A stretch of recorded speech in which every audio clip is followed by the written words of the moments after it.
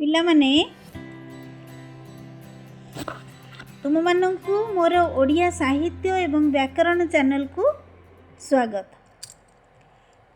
ଆଜି ଆମେ ପଢ଼ିବା ବ୍ୟାକରଣରେ ବିଶେଷ୍ୟ ପଦ। ପୂର୍ବରୁ ଆମେ ପଦ କ'ଣ ଜାଣିଥିଲେ? ପଦ କେତେ ପ୍ରକାର ଜାଣିଥିଲେ?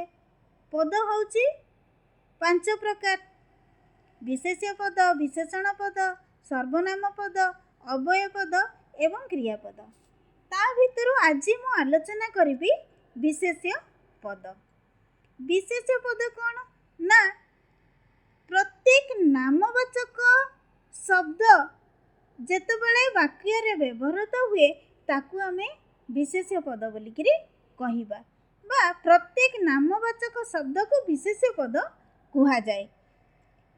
ଯେତେବେଳେ ବାକ୍ୟରେ ବ୍ୟବହୃତ ପ୍ରତ୍ୟେକ ପଦ ଯଦି କୌଣସି ନାମକୁ ବୁଝାଇଥାଏ ତାକୁ ବିଶେଷ୍ୟ ପଦ କୁହାଯାଏ।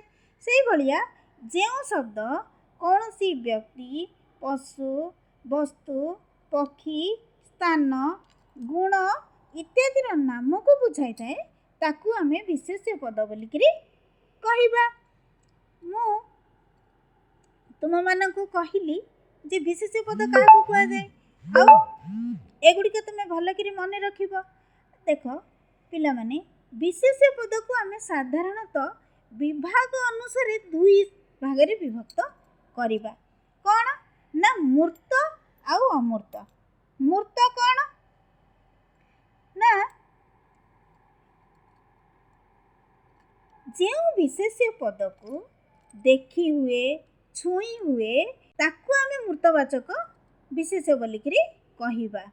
ଯେଉଁ ବିଶେଷ୍ୟକୁ ଦେଖି ହୁଏ, ଛୁଇଁ ହୁଏ ତାକୁ ମୂର୍ତ୍ତବାଚକ ବିଶେଷ୍ୟ କହିବା। ଯେମିତି ଉଦାହରଣ ସ୍ୱରୂପ ପଶୁ, ପକ୍ଷୀ, ଟେବୁଲ, ବହି, ଗଛ ଇତ୍ୟାଦି। ସେଇଭଳିଆ ଅମୂର୍ତ୍ତବାଚକ ବିଶେଷ୍ୟ କ'ଣ?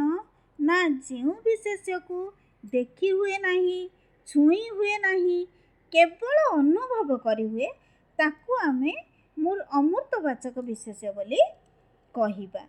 ଉଦାହରଣ ସ୍ୱରୂପ ଦୟା, କ୍ଷମା, ଆଶ୍ଚର୍ଯ୍ୟ, କ୍ରୋଧ ଇତ୍ୟାଦି ଗୁଣଗୁଡ଼ିକୁ ଆମେ ଅମୂର୍ତ୍ତବାଚକ ବିଶେଷ୍ୟ ବୋଲିକିରି କହିବା। ଦେଖ ପିଲାମାନେ, ଆମେ ଏଇ ଯେଉଁ ଦୟା, କ୍ଷମା, ଗୁଣ, କ୍ରୋଧ ଇତ୍ୟାଦି ଏ ଗୁଣଗୁଡ଼ିକୁ ଆମେ କ'ଣ ଦେଖିପାରିବା? ଆମେ କ'ଣ କେବଳ ଅନୁଭବ କରିପାରିବା? ରାମ ଜଣେ ଦୟାଳୁ ମଣିଷ। ଏଠି ଆମେ ରାମବାବୁଙ୍କର ଦୟା କେଉଁଠି ଅଛି ଆମେ କ'ଣ ତାକୁ ଦେଖିପାରିବା? ଆମେ ମନରେ ଆମେ ଜାଣିପାରିବା, ବା ଆମେ ଯେତେବେଳେ ଶୁଣିବା ରାମବାବୁଙ୍କ କଥା, ହଁ ସିଏ ଜଣେ ଦୟାଳୁ ମଣିଷ ବୋଲିକିରି ଆମେ ଜାଣିବା। ତେଣୁ ଆକୁ ଆମେ ଅମୂର୍ତ୍ତବାଚକ ବିଶେଷ୍ୟ ବୋଲିକିରି କହୁଛେ। ସେମିତି ପ୍ରୟୋଗ ଦୃଷ୍ଟିରୁ ବିଶେଷ୍ୟ ପଦକୁ 5 ଭାଗରେ ବିଭକ୍ତ କରାଯାଏ। କ'ଣ? ନା, 1ରେ ହେଲା ନାମବାଚକ ବିଶେଷ୍ୟ ବା ସଂଜ୍ଞାବାଚକ ବିଶେଷ୍ୟ, 2ରେ ଜାତିବାଚକ ବିଶେଷ୍ୟ, 3ରେ ବସ୍ତୁବାଚକ ବିଶେଷ୍ୟ, 4ରେ ଗୁଣ ବା ଅବସ୍ଥାବାଚକ ବିଶେଷ୍ୟ, 5ରେ କ୍ରିୟାବାଚକ ବିଶେଷ୍ୟ। ଦେଖ ପିଲାମାନେ, ନାମବାଚକ ବିଶେଷ୍ୟ ବା ସଂଜ୍ଞାବାଚକ ବିଶେଷ୍ୟ କ'ଣ? ଦେଖ, ଯେଉଁ ବିଶେଷ୍ୟ ପଦ ଅନେକରୁ ଜଣକୁ ବା ଗୋଟିକର ନାମକୁ ବା ସଂଜ୍ଞାକୁ ବୁଝାଇଥାଏ ତାକୁ ନାମବାଚକ ବିଶେଷ୍ୟ ବା ସଂଜ୍ଞାବାଚକ ବିଶେଷ୍ୟ ବୋଲି କୁହାଯାଏ। ଅନ୍ୟ ଅର୍ଥରେ ଯେଉଁ ବିଶେଷ୍ୟ ପଦ କୌଣସି ନିର୍ଦ୍ଦିଷ୍ଟ ବ୍ୟକ୍ତି, ନଦୀ, ଗ୍ରନ୍ଥ, ଗ୍ରାମ, ଦେଶ, ପର୍ବତ, ଗ୍ରହ, ନକ୍ଷତ୍ର ଆଦିର ନାମକୁ ପ୍ରକାଶ କରେ ତାକୁ ନାମବାଚକ ବା ସଂଜ୍ଞାବାଚକ ବିଶେଷ୍ୟ କୁହାଯାଏ। ଉଦାହରଣ ସ୍ୱରୂପ ମହାନଦୀ ଓଡ଼ିଶାର ବଡ଼ ନଦୀ।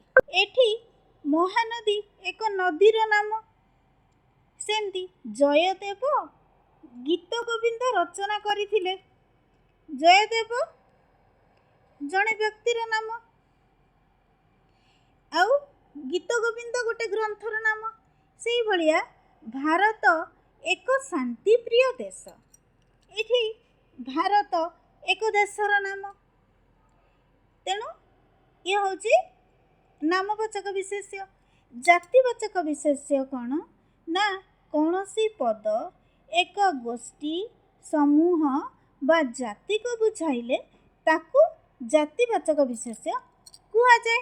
उदाहरण स्वरूप ओडिशा गोटे ग्राम बहुल राज्य। एठी ग्राम कौन ना गोष्ठी बा समूह को बुझेला। सेई भली तपई छेली जगुथिला।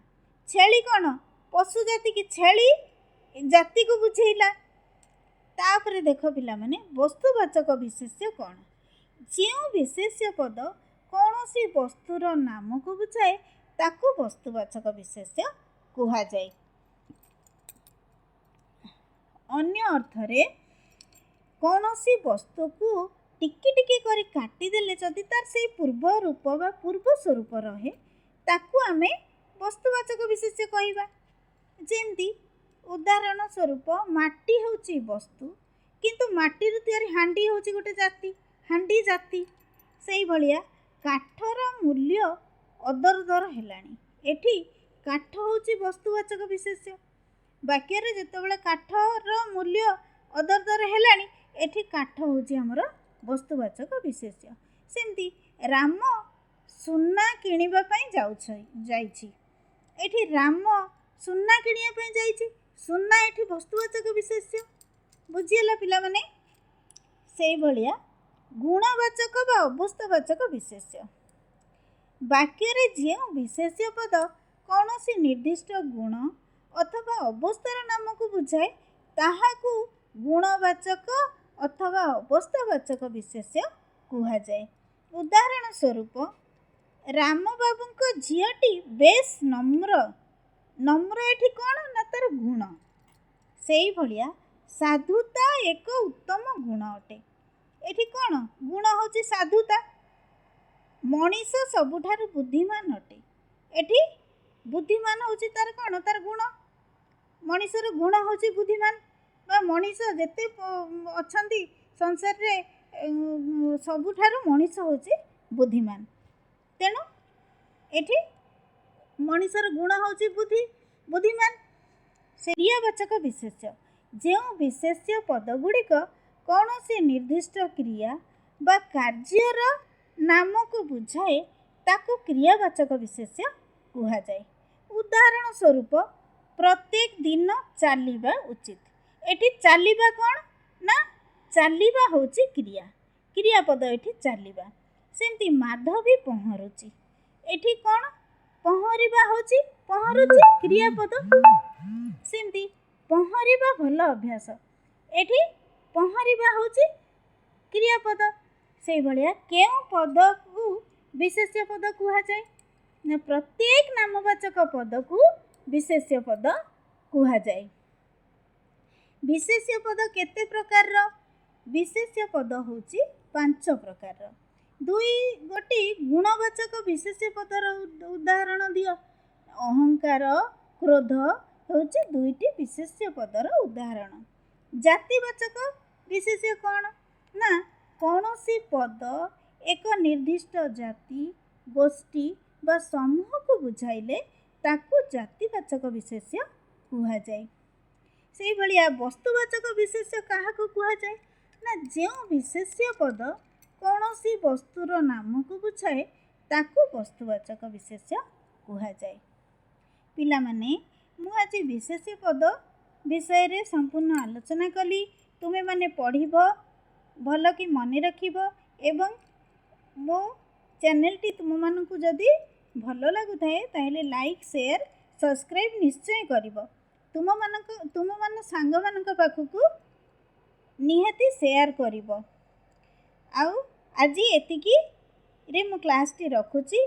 तुम माने मो क्लास टी आरंभ शेष पर्यंत देखिथिबारु समस्त को अशेष अशेष धन्यवाद सहित क्लास टी शेष करुछि।